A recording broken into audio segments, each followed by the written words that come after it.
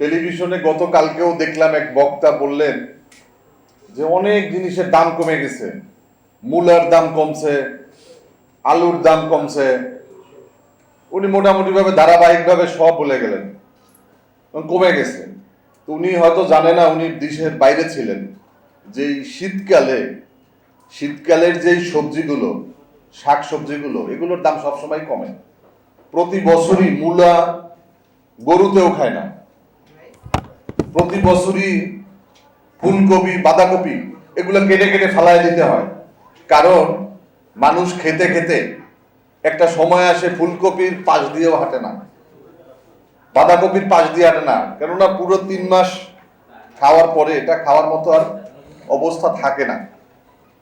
যাই হোক, আজকে এই দ্রব্যমূল্য আর কাঁচা সবজির বাজার এটা এক জিনিস না। আমাদের দ্রব্যমূল্যের সর্বপ্রথম যে পণ্যটি হচ্ছে চাল। আমাদের চাল এটা 12 মাস 30 দিন 24 ঘন্টা এটা লাগবেই। এটাই আমাদের কোনো প্রকার খাওয়ার ক্ষেত্রে কোনো প্রকার বিরক্ত আমরা হই না, কারণ আমাদের প্রধানই হচ্ছে চাল। এখন কিন্তু চালের মৌসুম। এই চালের মৌসুমে যদি চালের দাম এরকম হু হু করে বেড়ে যায়, এটার যদি কোনো নিয়ন্ত্রণ না থাকে, তাহলে যখন চালের সিজন থাকবে না তখন এটার দাম কিরকম বাড়বে এটা আপনাদের বোঝার ব্যাপার। আজকে আমাদের চালের দাম, আজকে তেলের দাম, এই অন্তর্বর্তীকালীন সরকার দায়িত্ব নেওয়ার সাথে সাথে আমাদের যে উপদেষ্টা, সর্বশেষ যে উপদেষ্টা নিয়োগ হয়েছেন, বাণিজ্য উপদেষ্টা, তিনি দায়িত্ব নেওয়ার সাথে সাথে সিন্ডিকেট শক্তির কাছে তিনি আত্মসমর্পণ করছেন। হঠাৎ করে আমরা একদিন দেখলাম যে দোকানে কোনো প্রকার 1 লিটার 2 লিটার কোনো তেল পাওয়া যায় না। প্রত্যেকটা দোকানে কিন্তু তেল ছিল, তেলগুলোকে সরিয়ে রাখা হয়েছে, পিছনে সরিয়ে রাখা হয়েছে, বলা হয়েছে তেল নাই। এবং এই সিন্ডিকেট এই উপদেষ্টাকে বাধ্য করেছে 8 টাকা করে প্রতি লিটারের দাম বাড়ানো। আপনি এবারে আসেন যে প্রতিদিন আমাদের কত কোটি লিটার আমাদের দরকার। এখন 1 লিটারে যদি 8 টাকা বাড়ে, তাহলে কত টাকা আমাদের বাড়তি আমাদেরকে গুনতে হচ্ছে। এরকম করে সারের দাম, এই সরকার আসার পরে সারের দাম 2 টাকা বাড়ানো হয়েছে। গ্যাসের দাম তো প্রতি মাসে সমন্বয়ের নামে গ্যাসের দাম বাড়ানো হয়। এরকম করে মানুষের যেই বেঁচে থাকার যে অবলম্বন, আজকে ঢাকা শহরে যেভাবে গাড়ি ভাড়া বাড়ছে, তেলের দাম বাড়ানোর কারণে, গ্যাসের দাম বাড়ানোর কারণে, নিত্য যেই ব্যবহার্য সামগ্রীগুলোর দাম বেড়ে যাচ্ছে, এতে আমরা দিশেহারা। আমরা ভেবেছিলাম যে আওয়ামী লীগ বিগত 17 বছরে যেই সিন্ডিকেট তৈরি করেছে, এই সরকারের পতনের মধ্য দিয়ে এই সিন্ডিকেট ভেঙে যাবে। আজকে ডিমের দাম, এখনো কিন্তু ডিমের দাম কত? 130 টাকা না, 150। 150 টাকা 1 ডজন ডিমের দাম কেন হবে? একটা ডিম যদি আমরা এটা ধরি যে একটা মুরগি কতটুকু খাবার খায়, কতদিন পরে মুরগিটি ডিম দেয়, এর পিছনে কতটুকু খরচ হতে পারে, যারা এই শিল্প নিয়ে কাজ করে, মিন্টু ভাই থাকলে খুব ভালো হতো। আজকে আমরা এই বিষয়গুলোকে নিয়ে আমরা কাজ করি না। আপনি দেখেছেন যে হঠাৎ করে ভ্যাট দেওয়া হলো, আমাদের ভ্যাট বাড়িয়ে দিয়েছে ঔষধের উপর। এমনি একটা গ্যাসের ঔষধ, একটা লোসেকটিলের দাম হচ্ছে 12 টাকা 15 টাকা। একটা গ্যাস্ট্রিকের ঔষধের দাম যদি 15 টাকা হয়, তাহলে মানুষ কিভাবে বাঁচবে? আর এটা তো চালের দামের মতো। এটা চাল যেমন প্রত্যেকের দরকার, আর প্রাপ্তবয়স্ক ম্যাক্সিমাম লোকেরই কিন্তু এই গ্যাসের ঔষধ লাগে। এবং অন্যান্য যে ঔষধের দাম বাড়ানো হচ্ছে অযৌক্তিকভাবে, এটা যে দেখবে, আল্লাহর রহমতে আওয়ামী লীগের সময় কেউ ছিল না, এখনো কেউ নাই। যারা ক্ষমতায় আছেন, তারা বিগত দিনে যারা ক্ষমতায় ছিলেন, তাদের মতো করে তারা নিজেরা উপভোগ করছেন, ক্ষমতা উপভোগ করছেন তারা। আমরা ভেবেছিলাম যে সরকার অনেকগুলো কমিশন করতেছে। প্রথমে একটা কমিশন যেটা জনগণের দরকার, সেই কমিশনটা ছিল গিয়া দ্রব্যমূল্য নিয়ন্ত্রণ কমিশন। আমাদের এই নিয়ন্ত্রণ কমিশনের সাথে যে সমস্ত সংস্থা আছে, আপনারা জানেন ট্যারিফ কমিশন, তাদের কাজ হচ্ছে মূল্য বেঁধে দেওয়া। ট্যারিফ কমিশন কত দাম হতে পারে এটা তারা নির্ধারণ করে। ট্যারিফ কমিশন আছে বলে আমরা জানিও না অনেকে। ভোক্তা অধিদপ্তর আছে, সেখানে জনবল যেখানে দরকার 200, সেখানে আছে 12 জন। তো এই জায়গাগুলোতে না কাজ করা দরকার ছিল। আমাদের সাধারণ মানুষের যেই জিনিসগুলো দরকার, এদেশের মানুষ কে ক্ষমতায় আসলো কে ক্ষমতায় গেল এটা অনেক মানুষেরই দরকার হয় না, কিন্তু তাদের খাওয়া দরকার, তাদের পড়া দরকার, তাদের বেঁচে থাকার দরকার, এবং এই চিন্তাটা করার জন্যই সরকার দরকার।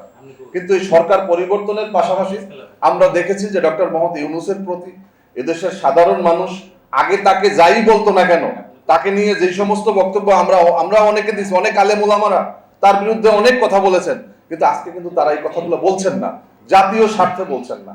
যে ডক্টর মোহাম্মদ ইউনূসের মতো একজন ব্যক্তি, তিনি এই জাতির ক্রান্তিকালে দায়িত্ব নেওয়ার কারণে আমাদের কারি সাহেব বলছে যে আজকে জঙ্গিবাদ, এই জঙ্গিবাদের ধোঁয়া তুলে ভারত এখানে বিভিন্ন ধরনের আগ্রাসনের চেষ্টা করেছে, এটা আরো বড় আকারে করত। আপনারা দেখেছেন যে এই যে পশ্চিমবঙ্গ থেকে সেখানে জাতিসংঘ থেকে সৈন্য মোতায়েনের কথা বলা হয়েছে। আওয়ামী লীগ অনেক কয়েকদিন পর পর বলে যে ভারত তারা এখানে সৈন্য পাঠাবে, তাদের এখানে তারা দখল দিয়ে নেবে, অমুক করবে, তমুক করবে, বিভিন্ন ধরনের হুমকি দমকি দিচ্ছে, কিন্তু এগুলো পারছে না আন্তর্জাতিক ভাবে। ডক্টর মোহাম্মদ ইউনূসের একটা অবস্থান আছে এই জন্য।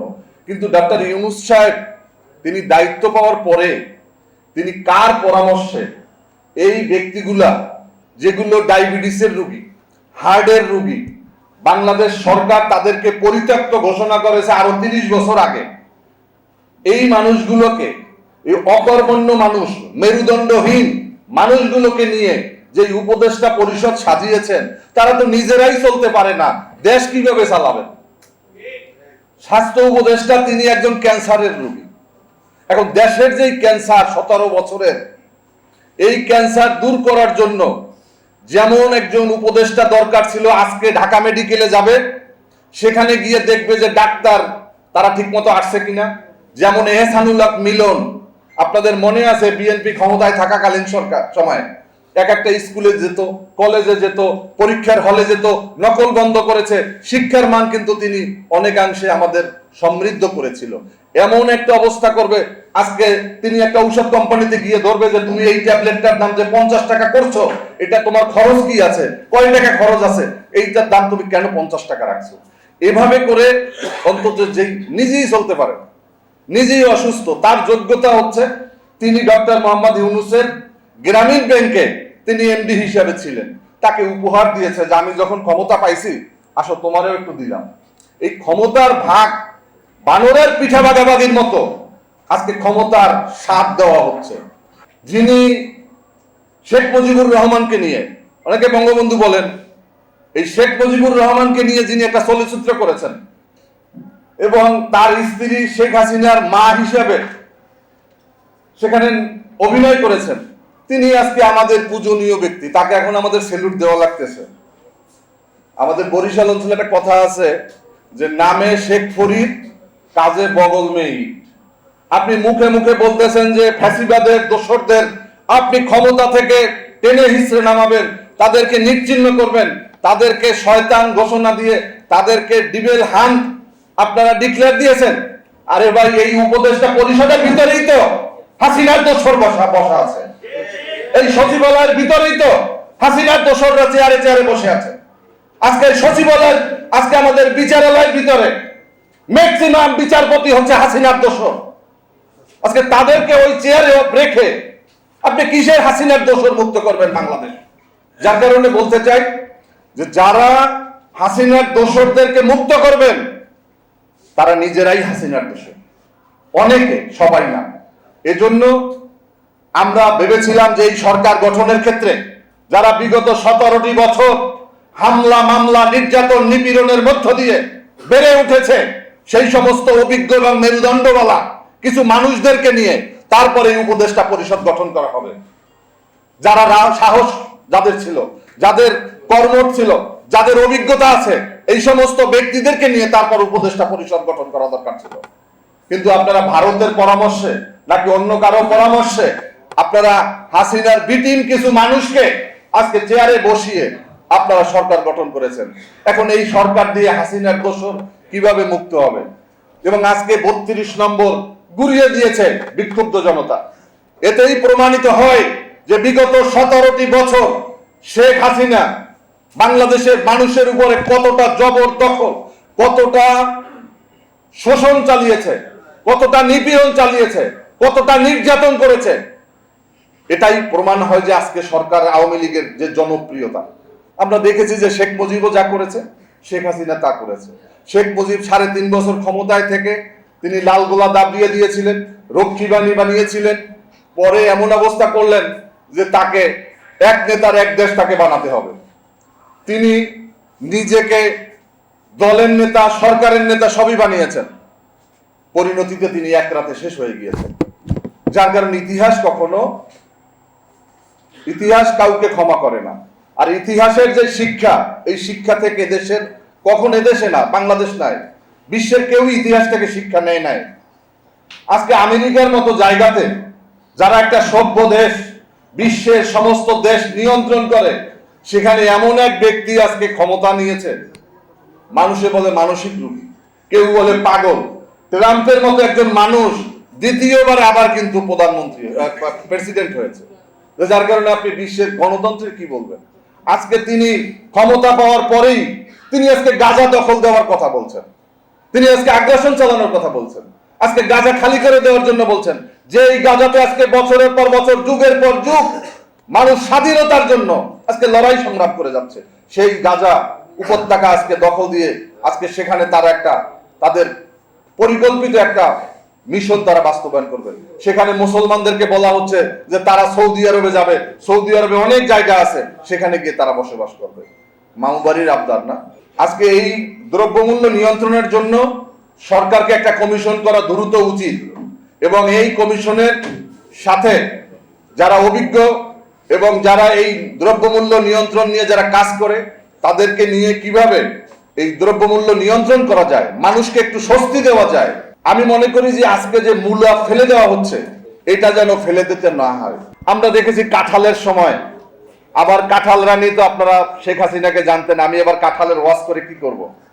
এই কাঁঠাল আমি দেখেছি চীনে, সেখানে একটা কোষ তারা এত সুন্দর করে তারা শুকিয়ে এমন প্যাকেটজাত করে, এক একটা কাঁঠালের এক একটা কোষই বিক্রি হয় প্রায় মনে করেন $2 $3 তারা বিক্রি করে। আমরা এরকম নতুন নতুন প্রযুক্তি আমাদের দরকার। কৃষি ব্যবস্থা নিয়ে আমাদের আরো বেশি চর্চা করা দরকার। আমাদের খালগুলো শেষ হয়ে গিয়েছে, নদীগুলো শেষ হয়ে গিয়েছে। কেন? আমাদের কৃষি ব্যবস্থা আজকে খুবই বিপন্ন অবস্থা। আমাদের শহীদ রাষ্ট্রপতি জিয়াউর রহমান তিনি প্রথমে ক্ষমতা নেওয়ার পরেই খাল কাটা শুরু করেছিলেন, আর এই উপদেষ্টারাও দায়িত্ব নেওয়ার পরেই আবার খাল কাটা শুরু করেছেন। ধন্যবাদ। কিন্তু জিয়াউর রহমান নিজে খাল কাটতে গিয়েছিলেন শরীরে কাদা মেখে, নিজে কোদাল দিয়ে কেটে তারপর খাল কাটতে গিয়েছিলেন। আর আপনারা গেছেন কিভাবে গেছে? তারা গেছে লাল গালিচা বিছিয়ে, তারপরে তারা খাল কাটতে গেছে। মনে হয় যেন নতুন কোন ভবন উদ্বোধন করতে তারা গেছে। এভাবে হয় না। কাউকে কপি করবেন, কপি করারও যোগ্যতা আপনাদের নাই, আপনারা পারেন নাই। আজকে বাংলাদেশের খাল কাটতে হবে না আপনাদের, শুধুমাত্র এই ফারাক্কার পানির ন্যায্য হিস্সা নিয়ে আসেন, শুধুমাত্র তিস্তা পানির ন্যায্য হিস্সা নিয়ে আসেন। আমাদের এই যে ফেনী নদীর পানি, আমাদের যে ন্যায্য হিস্সা, এটাকে নিশ্চিত করেন। আন্তঃনদী সংযোগের নামে যে বাঁধ দেওয়া হয়েছে, বিভিন্ন ক্যানেল নির্মাণ করা হয়েছে, এগুলোকে আমাদের দেশের স্বার্থে আমরা আমাদের যে ন্যায্য হিস্সা রয়েছে, এটা যদি আমরা আদায় করতে পারি, তাহলে আমাদের খালগুলোতে আবার সেই স্রোত দ্বারা শুরু হবে, নদীগুলোতে আবার স্রোত দ্বারা শুরু হবে। আমাদের সেই নদীতে যদি আবার সেই পানি নিয়ে আসতে পারি, খালে যদি আমরা পানি নিয়ে আসতে পারি, তাহলে স্রোতের কারণেই কিন্তু অনেক জায়গাতে আমাদের নদীর পানির প্রবাহটা আমাদের বেড়ে যাবে, কৃষি কাজ করতে আমাদের সুবিধা হবে।